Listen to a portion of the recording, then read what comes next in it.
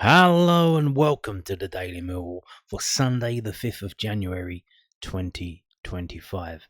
There is no Millwall news today, none at all, which is disturbing because we're in the middle of transfer season and you'll think there would be some rumours kicking around, but there aren't. No rumours of anyone coming in anyway, which is what I'm talking about. So this is from bbc.co.uk. We're going to take a look at the latest transfers because even on a Sunday, there is no rest for the wicked. We have some movement in our league.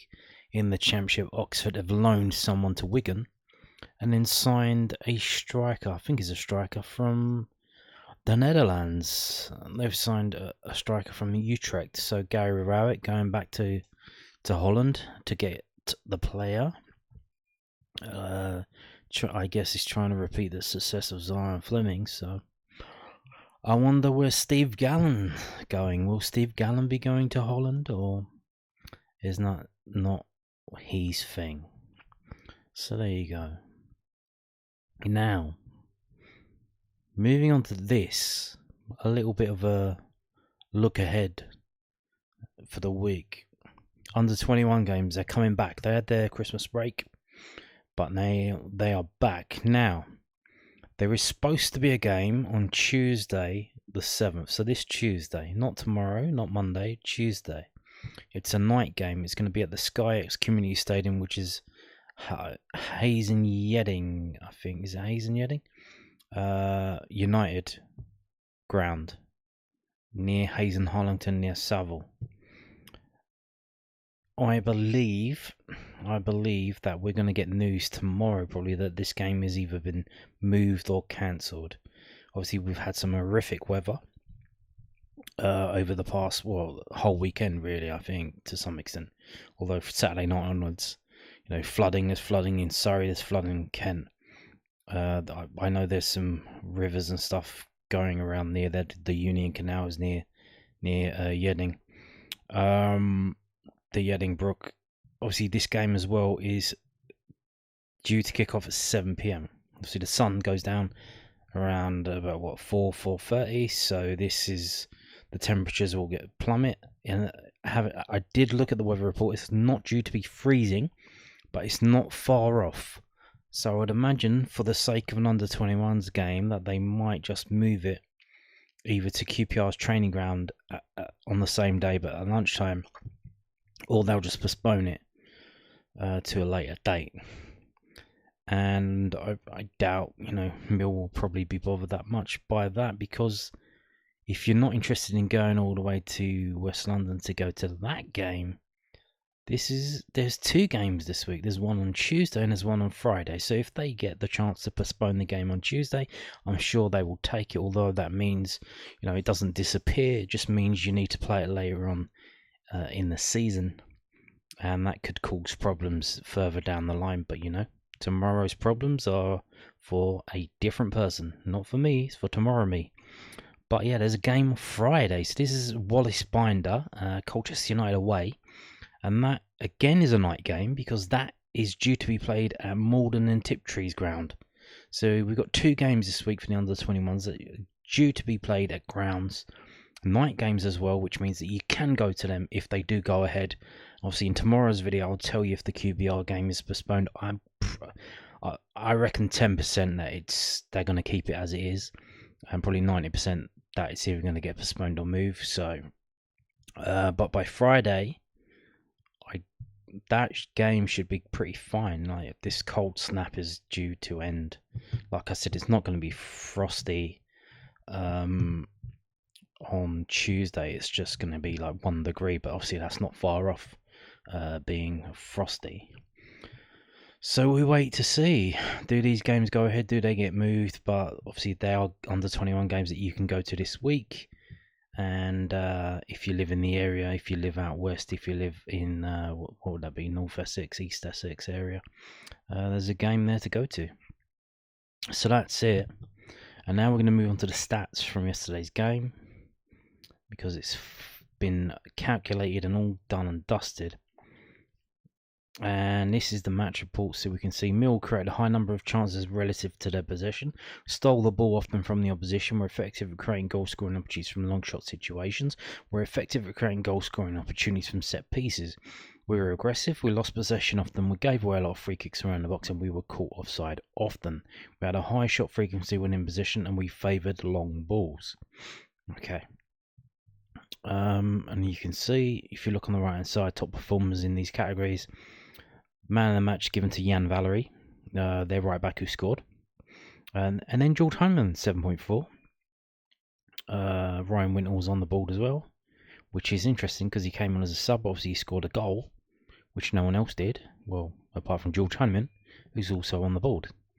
Romanes had 3 shots.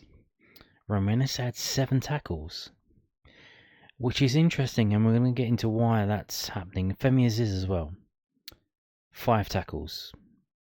They had the most tackles of the Millwall players. Why?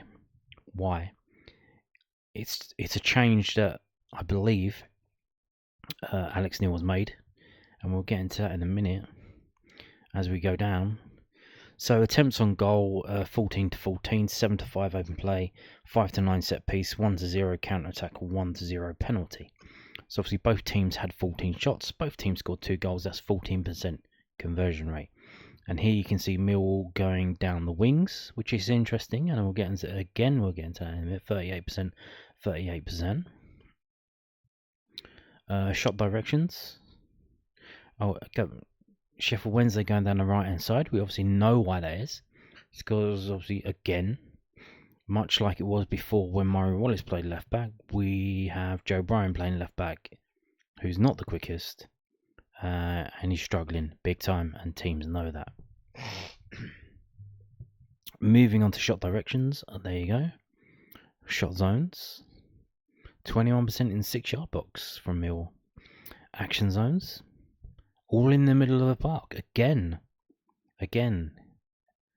We move on to now. Why is that the case? Why do we have Romain Esse and Femi Aziz having the most tackles for Millwall? Which is interesting. And why is it all in the middle of the park? I'll tell you why. A change that I believe that Alex Neil has instituted. We have playing in the middle, tucking in. Femi Aziz and Romain Esse, instead of being wingers, they are in the middle. They're closer to the middle. That's to get the second. He said into the thing before. That's to get second balls. In one of his post-match comments, I'm not sure if it's from this game or the game before. That's to make sure you get some of those second balls, the balls that drop down, because you're leaving the striker isolated. So instead of having them out wide, you tuck them in. But then I think the idea is you have the fullbacks bombing on to overlap.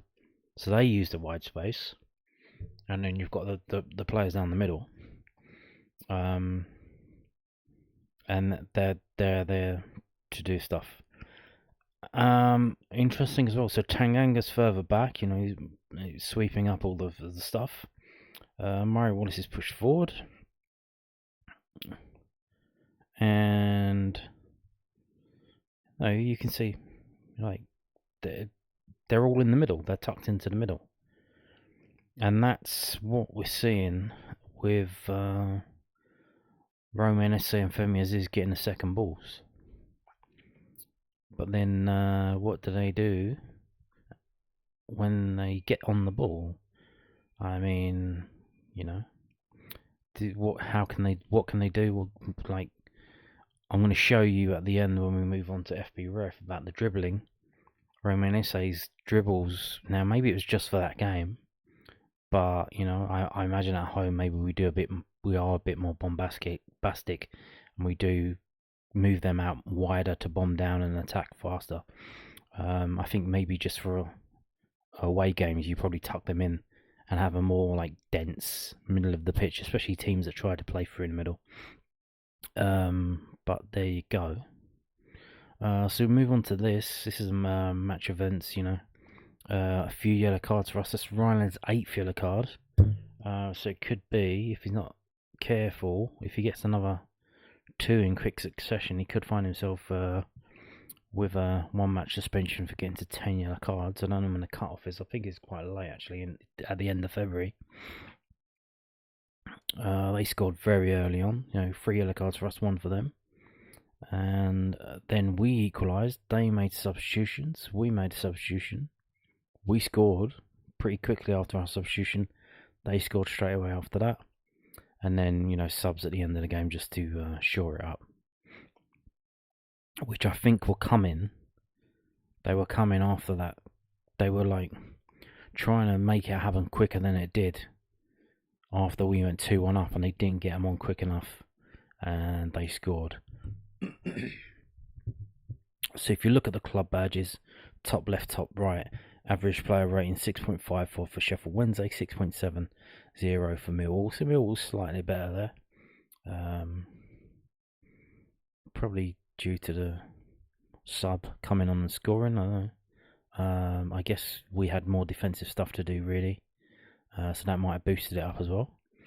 But a lot of players with 7s, a lot. The lowest rated player, Jensen, 5.6. And that'll be because he didn't have a save to make. He didn't make a save. 2 shots on his goal, 2 goals scored. Even the penalty he didn't save, it went over the bar. Brian, 6.1. No surprise, really.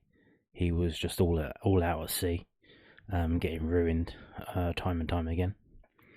So there you go. So let's see who did what. Who did what? Total shots 14-14, right? Ivanovic with 2, SA with 3, Tanganga with 2, Denor with 2. Cool. Possession wise, 58-41. Not as bad as it normally is for us. That's quite pretty even, really. More 60-40.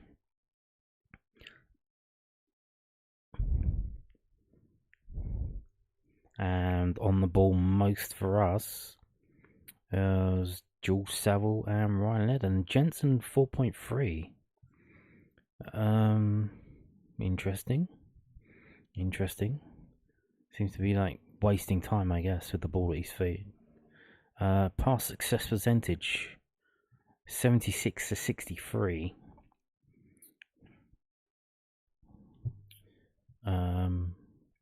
SA 57, Honeyman was 70, Aziz was 70, which is interesting.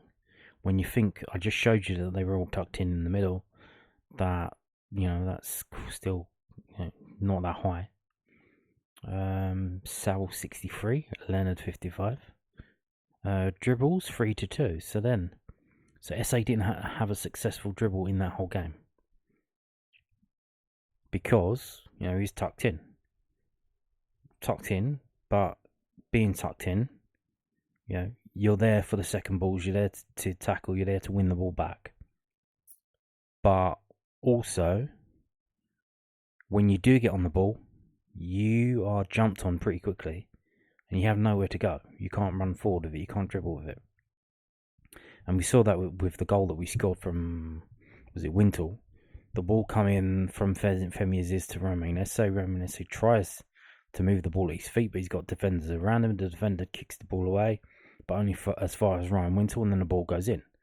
So interesting that we adopted this strategy where we're moving Esse and Aziz in the middle, but we've lost their ability to dribble at the opposition.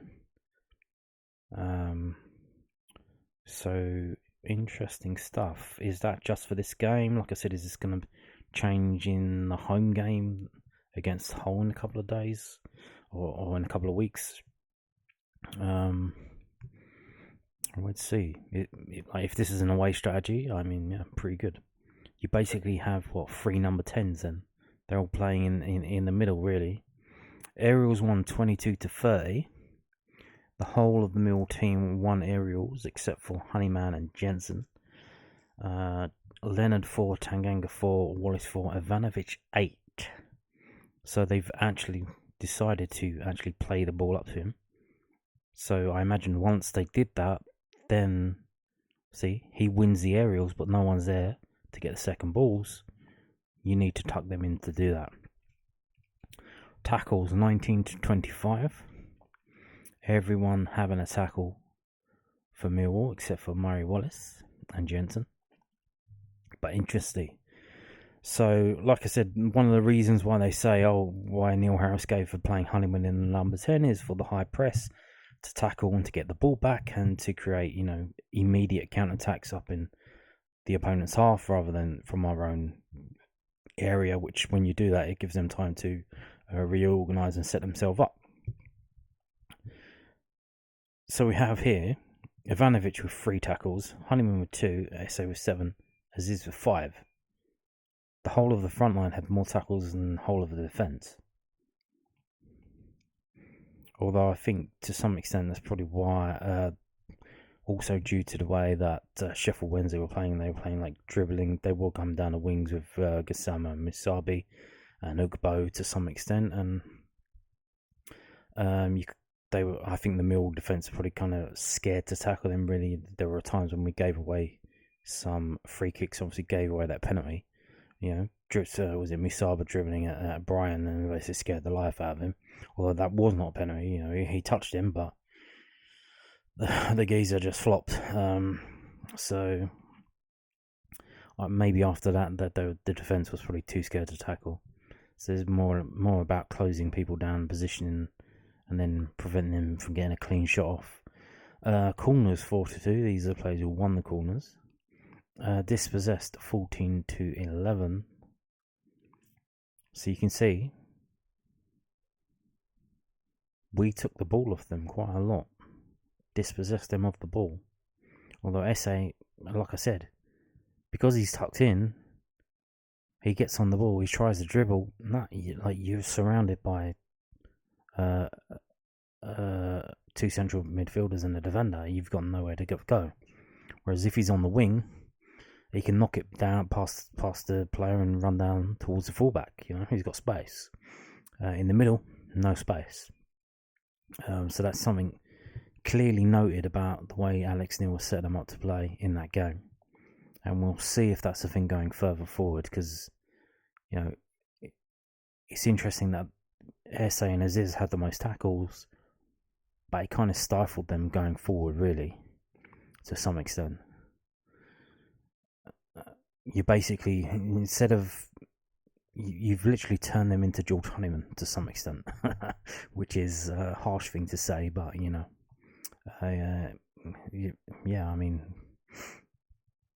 which is not what you want. This is also from whoscored.com. So how many shots did they? Had 14 shots. How many were on target? 2. Effective defending, but then that's why Jensen scored so low. They only had 2 shots on target. They scored 2 goals. That's not good. Really, it's not good at all.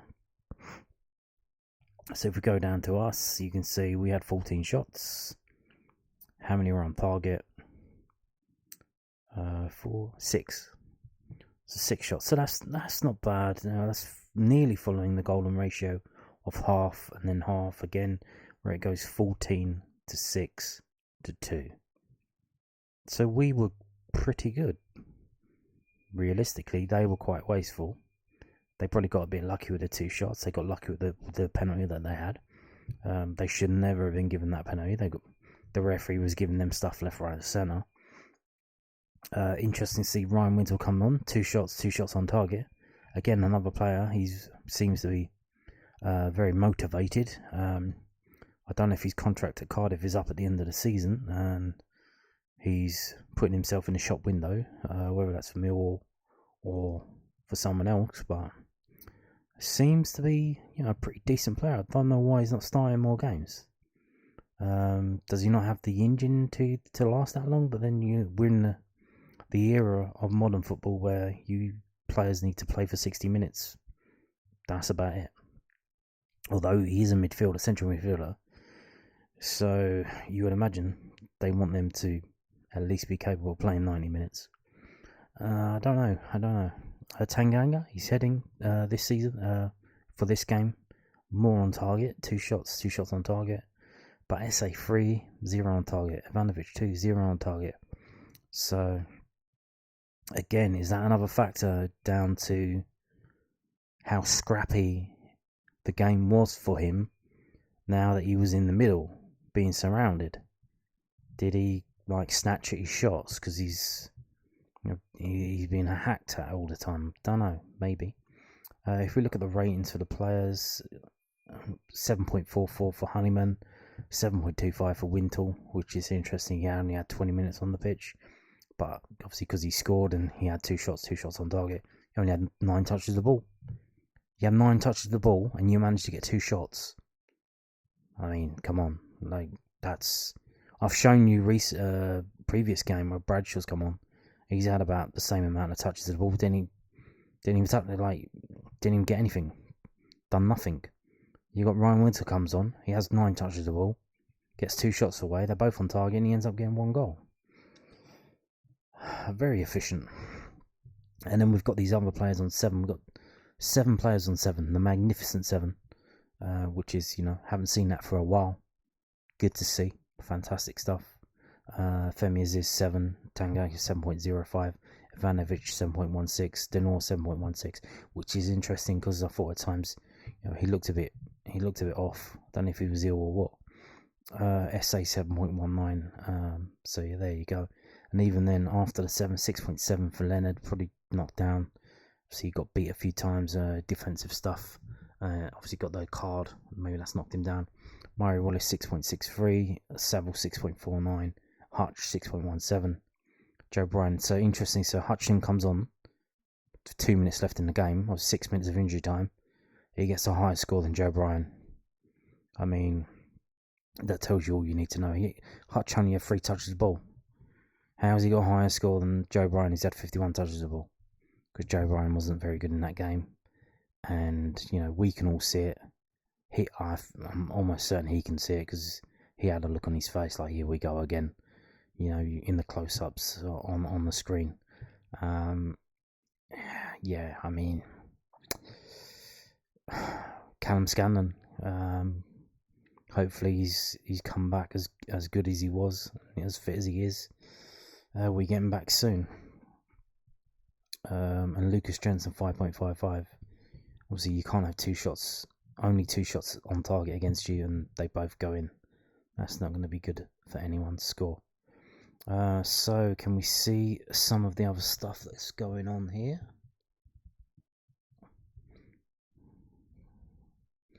Offsides. We were offsides quite a few times in that game. I mean, yeah, 3 times. Defensive. So we've already seen about the defensive stuff, all of the attack having more tackles than the defence. Incredible. Interceptions. Denor 4, Leonard 2. Clearances. Murray Wallace 11, Ryan Lens 7, Tanganga 6, Joe Bryan 5, George Honeyman 5. Blocked shots. Tanganga 3, Joe Bryan with 1, Denor with 1. Passing stuff. Yeah, we'll move on from that. Let's move on to this from fbref.com. If you look in the middle, you can see the XG for the game, which is 1.9 for Sheffield Wednesday and 1.3 for Millwall. So we overperformed our XG, and they performed to their XG. Which goes to show, the chances that we had, we made the best of them.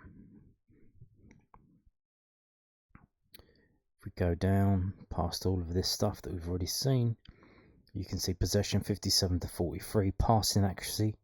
They had 428 passes, we had 320.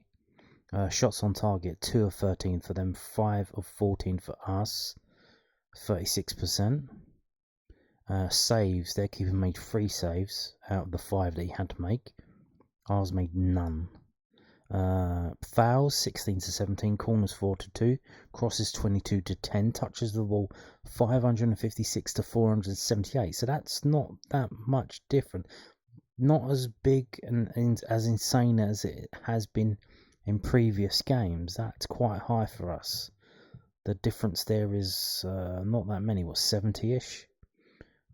So there you go. Tackles 19 to 25, interceptions 7 to 9, aerials 21 to 29, clearances 31 to 48, offsides 0 to 3, goal kicks 8 to 9, throw-ins 20 to 25, long balls 55 to 81. So yes, we were playing it up to the big man, which facilitated them having to move SA and Aziz in the middle. Interesting stuff. What do we want to look at here? So George Heinemann, his XG just for him for that game was 0.5. He had 4 shot creating actions and 1 goal creating action. Femi Aziz 4 shot creating actions, and George Saville with 3, and Romain Esse with 3. So shot creating action is that. Completed passes, you can see Ivanovic 9 of 20, which is 45%. Romain Esse 10 of 17.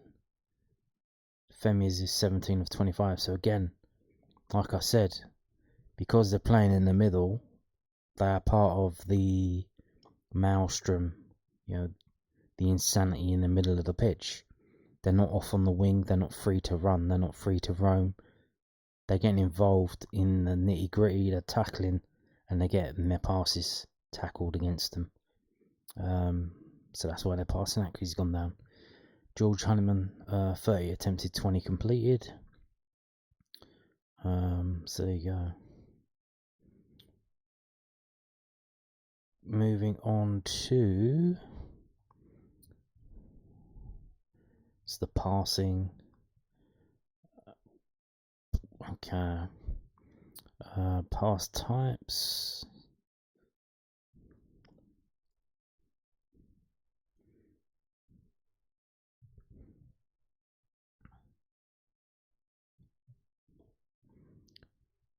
Defensive actions.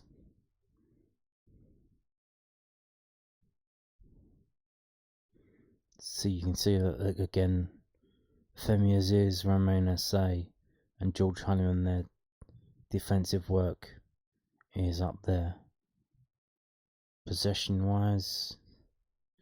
And now again, like I said, because Aziz and Esse were playing more in the middle of the pitch, what we're seeing is Femi Aziz had 13 carries of the ball for a total distance of 74 yards, but only 27 of that was progressive distance, which if you didn't know, it's distance towards your opponent's goal line. So the attacking numbers are down in terms of how many yards they're running with the ball. So their passing accuracy was down, their running with the ball was down, but their tackling stats was up. Defensive stuff was up. So they basically, like I said, they basically got turned into George Heinemann up front.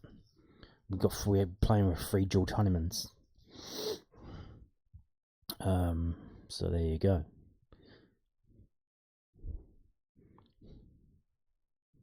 And again, Romain Esse, 21 carries of the ball for 96 yards. Only 37 of that was progressive distance.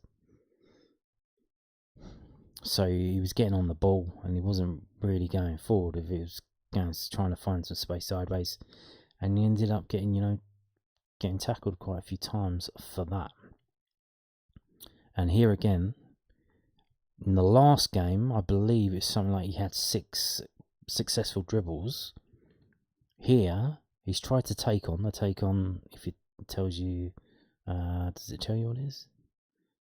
Number of attempts to take on the defender while dribbling. So he tried 4, none of them were successful, because he's surrounded by players in the middle of the pitch. I think we tried 11 dribbles, only 2 were successful. 1 by George Saville and 1 by Femi Aziz. But that's what it is. We ended up getting the point. We come back from losing position, so not that bad. These are aerial duels. So we see Ivanovic 1-8, so that seems like a lot, but he won 8, lost 9, so that's less than half. Hutch 2 and 2. Murray Wallace 4 and 4. So, but you can see the players with 100%. Leonard, Tanganga, Joe Bryan even. Oh, he only tried one. Obviously, it was all on the floor against him. Wintle, Saville, Essay. So even though it looked bad for Essay because he only had one aerial, one, that was 100% of all the aerials that he tried. So there you go. We're going to move down. See, the goalkeeping stats do not look good at all. 2 shots on target against, 2 goals against. Complete percentage of passing of 33.3%. Average length of pass is 49.7. He only launched 71.4 of his passes. 9 goal kicks were all launched long, 66.8 yards average length. 18 crosses from the opponent into our penalty area. None of them were stopped by him. An average distance from the goal line of 18 yards. And here are the shots from the game. A very busy second half, more than the first half. And you can see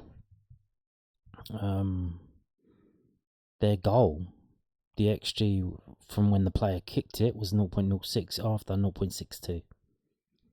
Could we have done better than that? Maybe.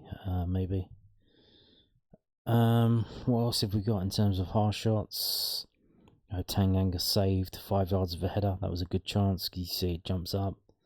And then Denor blocked Murray Wallace off target. Mihajlo Ivanovic off target. 23 yards of left foot though. So it's a bit of a gamble, that one. And then off target for Miz's 24 yards at the end of the game. Second half, here we go. Tanganga 4 yards out of his head, saved. And that was 0.23 XG on that. Ivanovic off target from 4 yards. The goal 0.48 up to 0.91. 9 yards right foot. Yeah, that was he had some work to do with that. He got very lucky that it fell at his feet, but like I said, I don't think he had time to fuck around, and he just did what he did and put it in the net.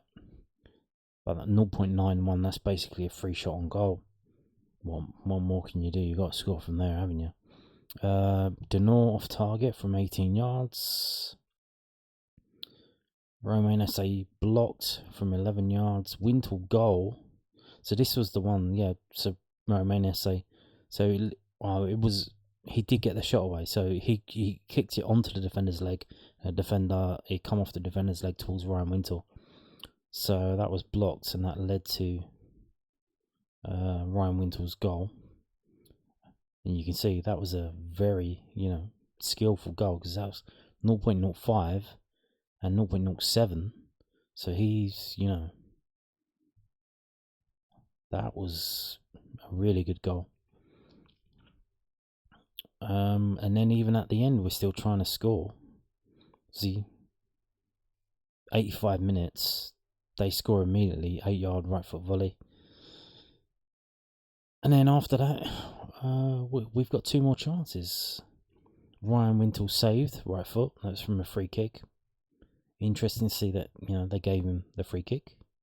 Again, is that Alex Neil saying, "I want this lad to take the free kick"?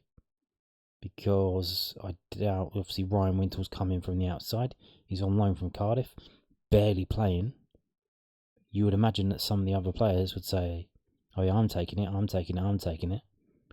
But then we got Ryan. I don't think Ryan Wintle's gonna go, "Oh, I'm taking it." So it seems that someone's told him to take it. So who was that? Was that Alex Neil? Have we, is he telling the dressing room, you're not deciding who's taking the free kicks and corners? I am, because you're fucking shit at them. Interesting if it is. And then we got Romain Essay again, blocked shot at the end.